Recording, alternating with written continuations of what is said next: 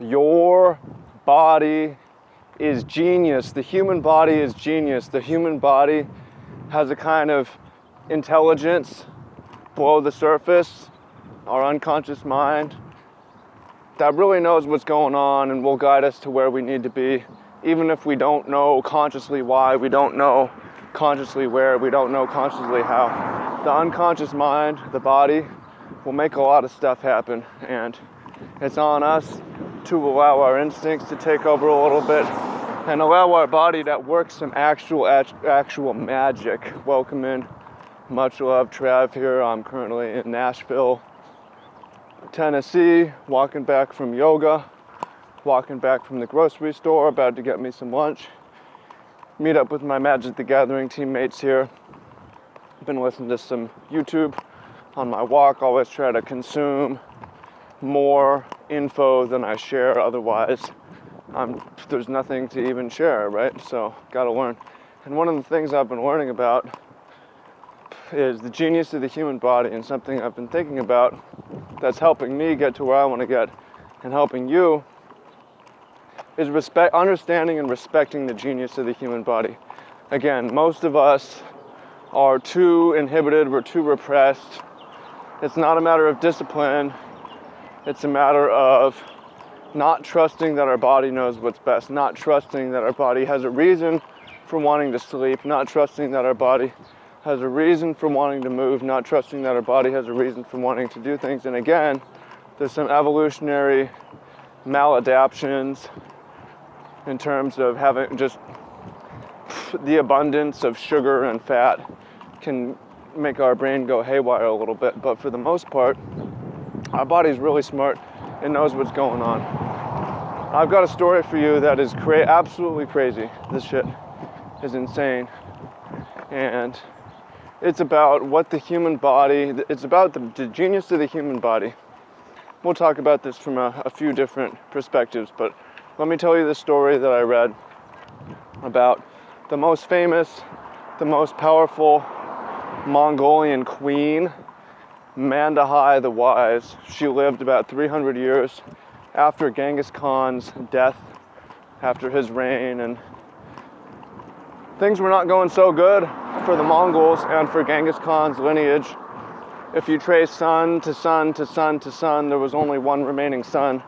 One remaining son, because of all the purges and competition to kill off Genghis Khan's sons. One remaining son, 300 years later. That son, smuggled in a basket, flight of war, lived long enough to have one son of his own. And then this one remaining son of Genghis Khan's lineage. And again, I mean, I don't say again, I've never said this, I've never told this story here, but he's supposed to be the Khan, the leader. He's supposed to be, because they did a blood thing, they're into that, but he's the one, right?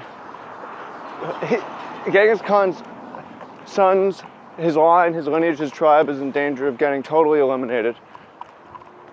And there's a lot of his enemies who know that, who's coming after this child, trying to kill it and make sure it doesn't reach it to adulthood. And then they don't have to worry about Genghis Khan's tribe ever again. So this kid sent out into the country, was raised, but there's tons of neglect, almost died several times during childhood. His body's all fucked up, hunchback, mistreated, almost dies on a horse coming back in. So Mandahai is about 20 years older than him. She's 20, he's 0 when he's born. They have no blood relation. She's the queen, and he's the natural descendant of Genghis Khan. He's supposed to be the next Khan. So she takes him in when he's about 4 and says to her people, hey, here's the next Khan. And it's assumed that he'll be her husband when he comes of age. So she raises him as a son, again, no relation, but she raises him as a husband. She lives, he lives. Meanwhile, she's taken him to war in a buggy. She's like Joan of Arc. Crazy story. She's taken him to war in a buggy. She's the general of the Mongols at this point. She's reuniting them. It's all fractured. Conquering south of the Gobi Desert, these Arabs who have come in and taken control. Anyways, she's 34, he's 14, he's of age. What happens? Do they have a kid? They have twin boys. They have twin boys again, and they have twin boys again, they have twin boys again. She has her first kid at 34, and she has 8 sons in 8 years, something like that, 9 kids. Now this story to me, sorry about the wind here, walking into the face of the wind, hope it's not too bad. You can say, you can feel this conscious pull like, yo, I want to have kids. It's time, right? But I want to have twins, and my body is the genius to make that happen, right? Now with modern day fertility, you can increase the odds of stuff like that happening. Modern day fertility science. But the body wants something, it makes sense, like, hey, it makes sense to do this. The body can do it. It's genius. The body can decide, I'm walking over an overpass here, the body can decide to have twins. The body can decide to not. If it's not right, the body can decide to not have a child, right? This is the kind of genius that I'm talking about, where there's so much. I mean, the body is regulating reproduction, right? The body's regulating our breathing. The body is regulating most of our eating, all of our vitals. Our heart is beating, the body is the genius to do that. Our conscious mind is extremely overrated. It has very little awareness of what's happening. Usually, our body makes a decision about what it's going to do, and then the mind just has a chance to rationalize it and review. The mind, if anything, is for reviewing something, right? The body's already decided, it's already figured it out, and then your conscious mind gets a chance to say yes or no. Sometimes it doesn't even get that chance. And here's where most of us fuck up. Most of us say no way too much. We say no way too much to this craving to go have this baby, or talk to this person, or quit our job and start a business, or get up and move and say, fuck you teacher, this shit's boring, I'm outro, right? Sometimes that stuff is correct. But most of us, we say yes to the stupid cravings. Like, yeah, I'll smoke the cigarette. Yeah, I will eat this hamburger right here. Yeah, okay. So the key here is awareness, I believe. Walking into the face of the wind here.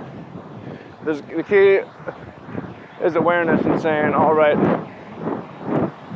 I've been underrating the body. I've been underrating the genius, the intelligence of the body. I've been overrating my conscious mind. And this is also why the studies say and show that once your brain intelligence reaches a certain point, like over 130, 140 IQ, your quality of life starts to go down. Actually, it's not beneficial to be super brain smart because you start to override too much stuff. You start to think that it's your brain that knows and not your body, when really it's the body, it's not the brain. The brain is doing very little. So my feeling is that the more we trust the body, uninhibit it, unrestrain it,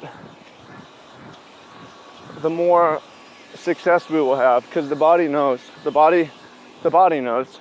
The mind, you might think, I don't want kids, I don't want that, to deal with that. But your body's got a better idea. Trust the body. Right. Now,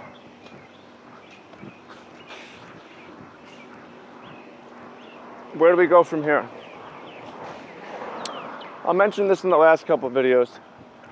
If you release yourself and trust in the genius of the body, where most people are repressing and saying, no, I'm gonna not do what feels natural. People use up all their willpower before the day even starts. to get up at some ungodly hour and go somewhere they don't want to go. And then they have no willpower to do the actual things. If you're able to put yourself in a position where you just release yourself, you have release force,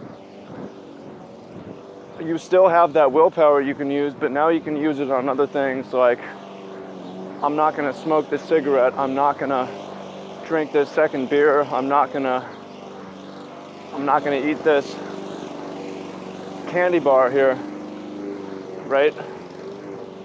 So that's what we should aspire to, is I'm gonna trust in my body as much as possible and the genius of it and allow it to go, and then I'm gonna use my mind just for these review. I'm gonna review certain things and I'm gonna say yes to almost everything, and I'm gonna be strategic about my no's, because there's also science on how willpower works, and it says you can imagine that it's like a muscle that gets tired and recharges after you sleep. You only have a finite amount of it. It says that it's like an energy bar that depletes throughout the day. So you want to be very strategic what you use your willpower, what you use your no muscles for, right? Or what you use it could be a yes muscle if it's not easy for me to go work out, but I'm gonna use willpower to make it happen. But the more that we can be natural and let the body operate, the genius of the body, the more we'll be able to get done. So those are my thoughts on that. I think that this is really important stuff that we all have to work out of, because we grew up in this system, these systems of repression and suppression and inhibition and restraint and ignoring the body. Obviously you get crazy out of shape from this, but you also develop neurotic holding patterns, you develop mental issues. So I'm trying to work out of it, and I invite you as well. And key, man, just trust the body more, shut off the mind more, be more strategic, try not to think that much about whether your urges and cravings are correct or incorrect. Again, you have to look out for the malicious ones that are a result of either, you could say, evolutionary maladaptions, or I think a better way to describe it's actually evolutionary lag time, right? Anytime the environment changes, it takes a little while for the body to change. So some people have already adapted and don't like the processed foods. A lot of people haven't, because there's an evolutionary lag. And those people are going to be weeded out because they're not going to be as prolific.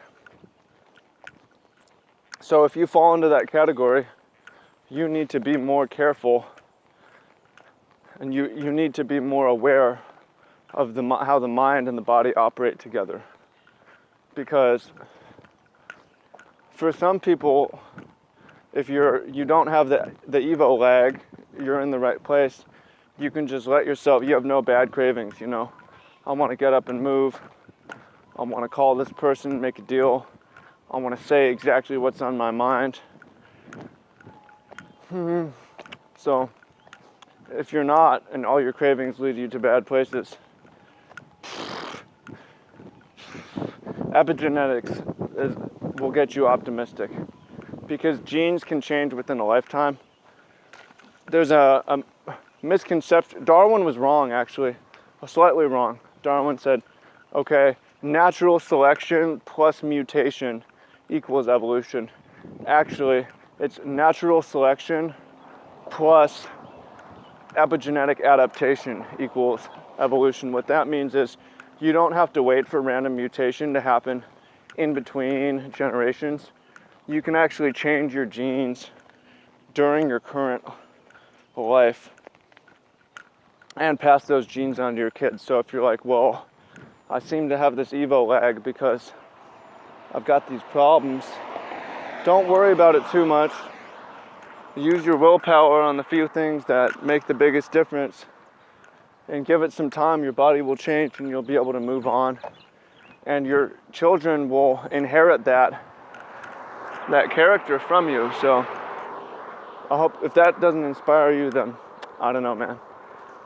Now, one contrast to this that's important to discuss, I think, and might go into this in future videos in the short future, is discipline. Because we have to be disciplined, and part of discipline is using the mind to override the body. So that's the counter to that, where it's like, all right, well, I said most people aren't getting enough sleep. That's true, but some people are also getting up at 6 a.m. and doing push-ups and sit-ups before breakfast, like Arnold Schwarzenegger growing up. And that takes a very strong willpower and mind to make that happen. And it's counter to a lot of the things that I've said here. But I think the important thing to distinguish is, and to say, is there's a system where the body isn't always right, but it's mostly right. It's mostly right. If we didn't have a mind to figure shit out and to review and decide if it really makes sense, then we'd just be another animal. So, while it seems counter, I don't think it has to be. It shouldn't have to be. It's a little nuanced and you get to see both. So, hope you find that helpful. I'm interested to hear what you have to say in the comments. Please leave a comment about whatever you thought was most useful, or if you have something tangentially related that is helpful, please share that. And I'll be back tomorrow, continuing on. Been doing this for like 18 months now, daily, and not slowing down. It motivates me to learn more and share more. So thank you. Much love. Look forward to seeing what you have to say, and talk to you soon.